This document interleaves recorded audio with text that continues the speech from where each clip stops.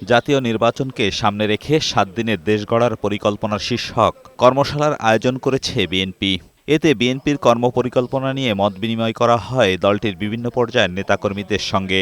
এসব পরিকল্পনা কিভাবে সাধারণ মানুষের কাছে পৌঁছে দেওয়া হবে সে বিষয়েও দিকনির্দেশনা দেওয়া হয়। শনিবার রাজধানীর কৃষিবিদ ইনস্টিটিউটে দলের সিনিয়র যুগ্ম মহাসচিব রুহুল কবির রিজভীর সভাপতিত্বে ৭ দিনের কর্মসূচিতে অংশ নেন দলের বিভিন্ন পর্যায়ের নেতাকর্মীরা।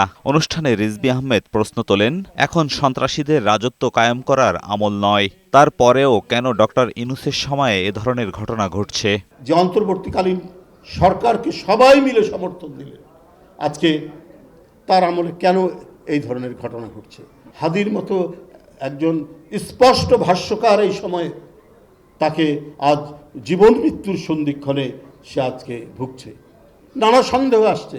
অবাধ সুষ্ঠু নির্বাচন 12ই ফেব্রুয়ারিতে যেটা করার কথা, সেটা কি কেউ কেউ পরিকল্পিতভাবে বিনষ্ট করার চেষ্টা করছেন?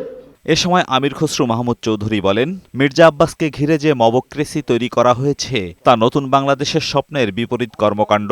এমন পরিস্থিতিতে নিজেদের অবস্থান থেকে সরে না গিয়ে চোখ কান খোলা রাখার আহ্বান জানান তিনি। যে রাজনীতি আমরা চালাচ্ছি তার বিপরীতে একটু ভিন্ন রাজনীতি আমরা দেখতে পাচ্ছি। আমাদেরকে চোখ কান খোলা রাখতে হবে।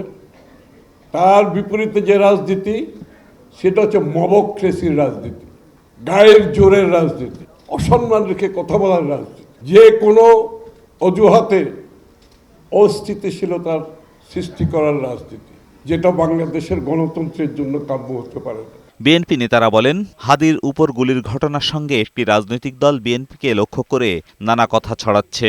কোনো মাস্টার প্ল্যান অনুযায়ী কাজ হচ্ছে কিনা এটি সবাইকে ভাবিয়ে তুলেছে বলেও দাবি তাদের। এজাজুল হক মুকুল, বৈশাখী সংবাদ, ঢাকা।